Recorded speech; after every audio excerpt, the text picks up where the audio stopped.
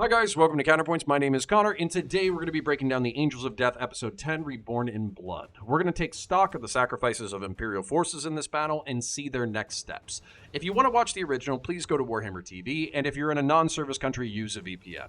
This episode is brought to you by Mastermind Models and Miniatures and Liber Demonica. Mastermind Models and Minis is an insanely talented paint studio out of Huntsville, Alabama, who do commissions domestically and internationally. So if your pile of shame is weighing you down, be sure to check them out in the description below, and be sure to tell them that we sent you. Liber Demonica is an incredible Estonian-based third-party bits manufacturer who will absolutely take your models to the next level, so be sure to check them out as well. This episode begins with, drink deep of victory and remember the fallen. Inscription over the sepulchre of heroes on Bal Secundus.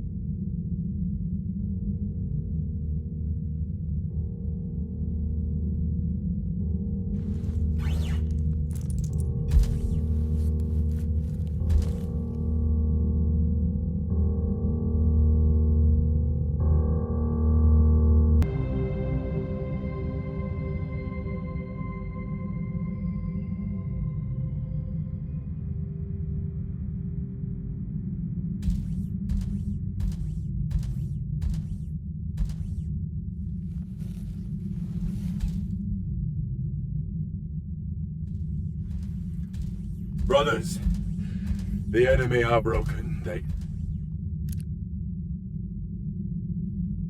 Oh.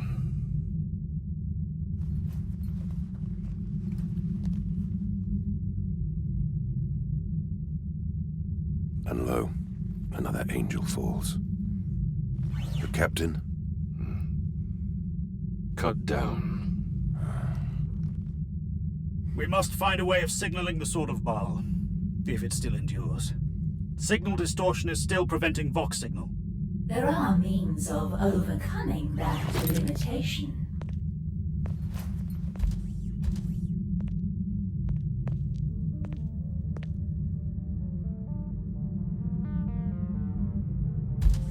You are the Magos. You are the one whose signal brought the captain into this pit of abominations. Correct. In a limited manner.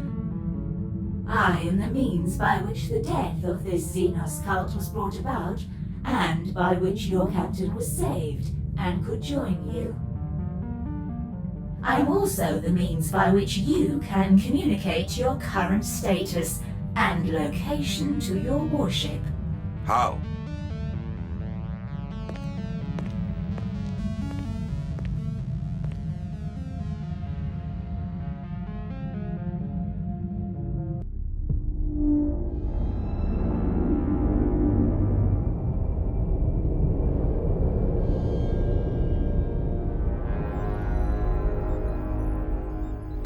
Reports that 96% of the enemy on the ship have been eliminated. Keep the purge in operation until it is complete. Aye, Shipmistress. And find me Lord Hadrail. If he lives and there is a Thunderhawk operational, we need it in the air and going down to the city. You believe that Lord Ancaeus and the others still endure? Something always endures. Shipmistress, we have a message from the tower. It's broken through the atmospheric distortion. Another trick. I don't believe so, Mistress. Listen. Sword of Baal.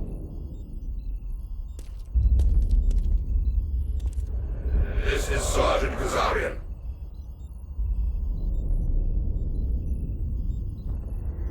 We endure.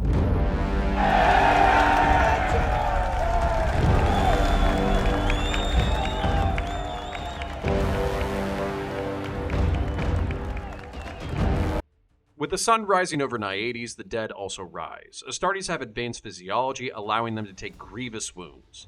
When mortally wounded but not fully dead, the body of a Space Marine will become dormant, preserving essential life functions to aid in the healing process. This can allow them to awake after a battle, as Kazarian did, or they can remain dormant for years or even decades, allowing their bodies to be recovered and healed by chapter apothecaries.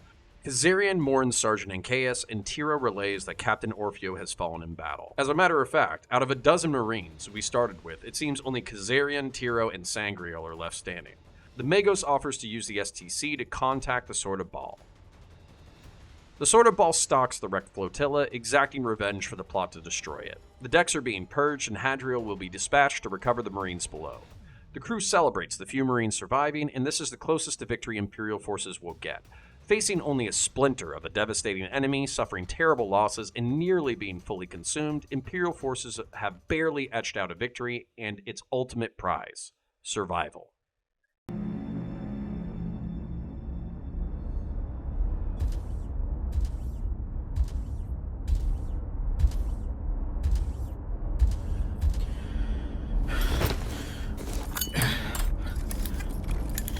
Ignis.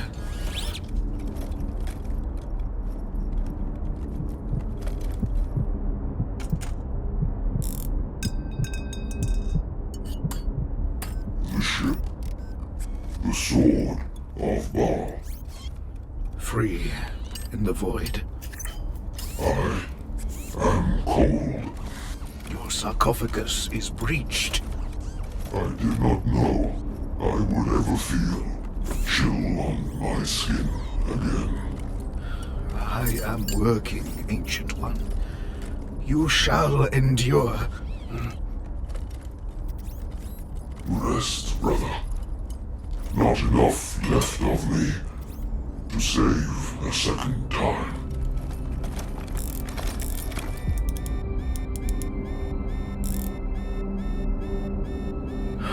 Brother.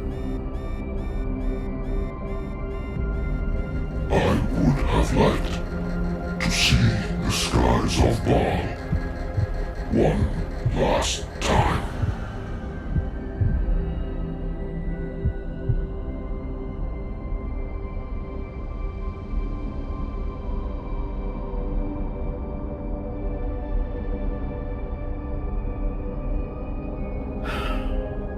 Oh, Ignis.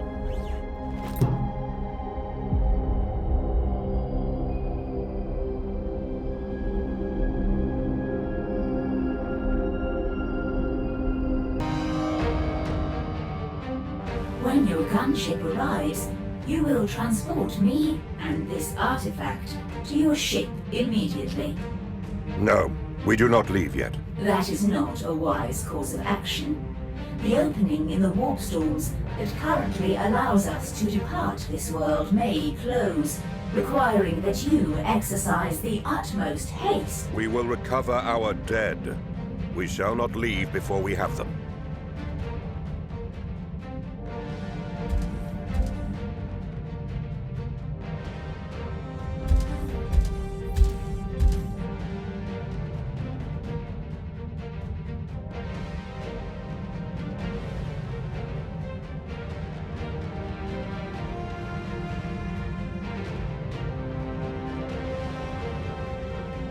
And they shall remain with us. Always.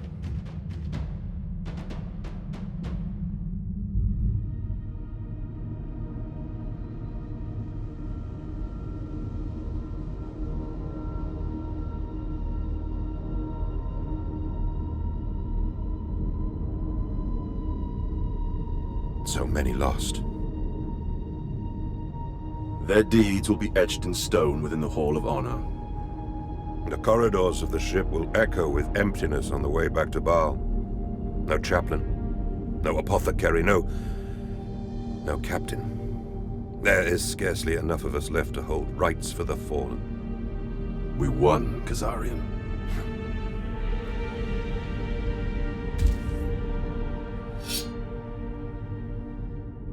And Caius. Angel's blood, he could fight, couldn't he? The rest of us can only hope to die so well. I don't deny the glory of his death, brother. I lament the loss of his life. He would want you to bear that blade in his place, brother. We're ready, my lord. We await your command.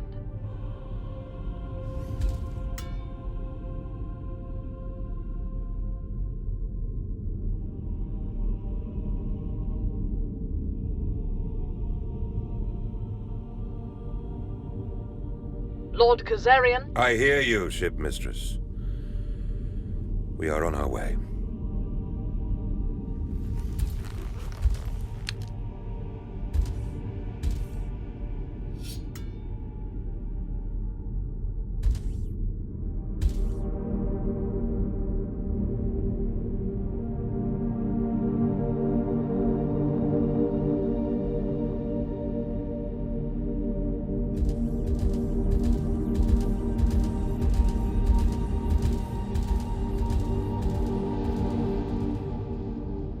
Hadriel attempts to save Ignis, but the Dreadnought's armor has been pierced by Genestealers. You can hear the sorrow in Hadriel's voice as he realizes the sacrifices made to save the Sword of Baal. Even Marines can be sentimental, with Ignis wishing to have seen his homeworld one last time before his heart stops beating. This battle began with Chaplain Raphael telling his brothers, without sacrifice there can be no victory, and this has been proven true through the losses of the Marines. This is a reminder to the audience that while this is cool action for us, in both the 40k universe and in the real world, war comes at the price of things you love. Kazarian chides the Magos that they will recover their dead, which in reference to Astartes is not just an honorable right, but a way to recover the precious gene seed of each fallen Marine and make sure the chapter is able to live on. Kazarian sees us out of the church the way he saw us into the series, with a prayer, this time not for himself, but for his fallen brothers.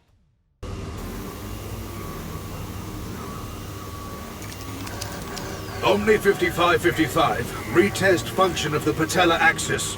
Compliance. I am noting adhesive tension in the latter piriformis cabling. Meridian 17, loosen and reseal the latter piriformis cable clusters. Compliance. Dirge 33, lower the sarcophagus. Compliance.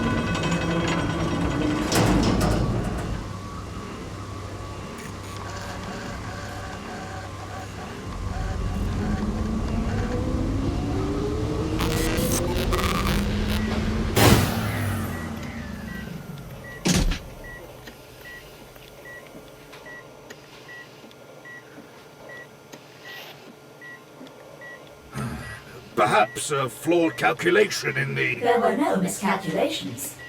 Iron endures where flesh fails.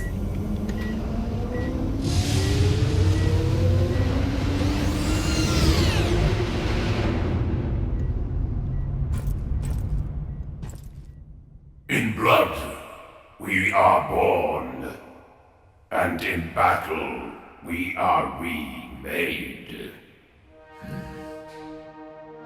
Kazarian, this is Hadriel. It is done.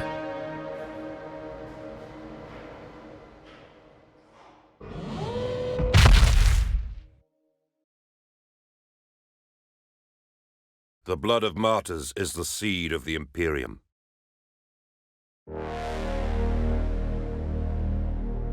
Our gene father, Sanguinius, is said to have penned that most ancient of axioms. Perhaps this is both true and untrue. In the way of all legends, I cannot say. But our chapter possesses fragments of our father's final words, rendered in ink on parchment.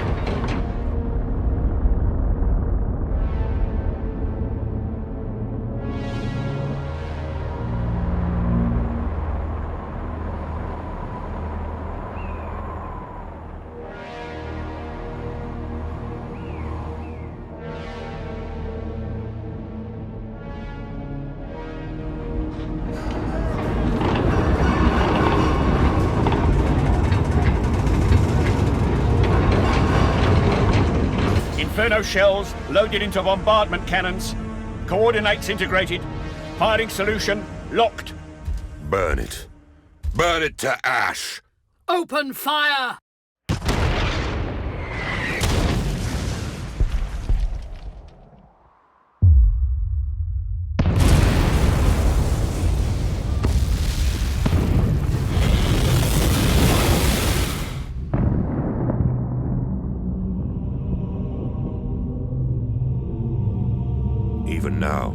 father wrote.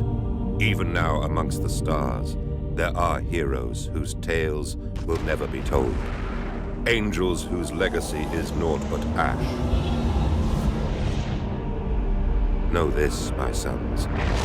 The blood of those heroes remains priceless, though it was spent in silence.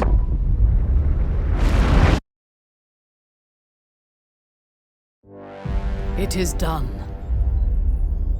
Make ready to return to Baal, Mistress Sulcan. Gladly, my lord.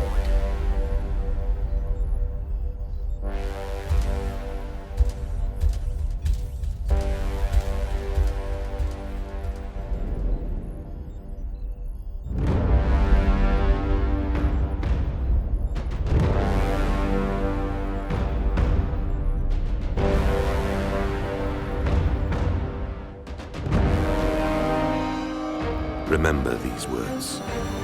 Remember them always, as you sail into the dark.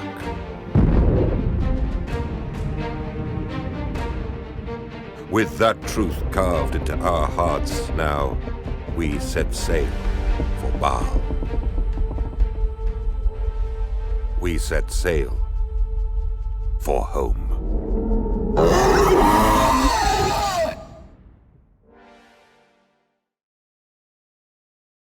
Dreadnoughts are made of mortally wounded warriors, and Captain Orfeo takes Ignis's position as the chapter ancient.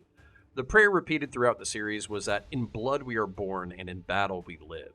Captain Orfeo changes this prayer to in battle we are remade, not just calling out his physical transformation, but also the spiritual transformation each surviving character has undergone. The blood of martyrs is the seeds of the Imperium attributed to Sanguinius, echoes the real-world quote that the blood of martyrs is the seeds of the church from Tertullian, an early Christian church father. We live in a comfortable day and age where it does not seem like there is much worth killing and dying for, but for most of our human history and in most parts of the world, that has not been the case. We would do well to remember the battles fought by our ancestors and to think about the battles that are yet to come. Inferno shells are used to break the tower, killing the astropathic choir and eliminating the chance of Naiades being used as a trap. The sword makes its way to Baal with a stowaway, bringing us to the conclusion of the series. Now, I have to say I really enjoyed going back and doing this series in a higher quality. Games Workshop did ask me to start doing content that was more transformative, and doing the series with more interruptions and lore, while maybe annoying to the people who just want to pirate the TV series, has really made me a better student of the universe. It's one thing to just react and haphazardly explain the lore I already know. Instead, I very much enjoy researching the lore I feel like newcomers and veterans would enjoy as a treat, along with their weekly dose of beautiful Warhammer 40,000 violence. So, if you enjoy my breakdowns, like, share, and subscribe. Leave a comment, and if you can't think of anything to say, post comment for the comment gods below. I will salute you in real life with an Aquila, but in the comments section, I will salute you with an 07 for your service. Consider joining our Patreon and Discord link below, or support our channel sponsors. I appreciate you. I'll catch you in the next one, and until the end.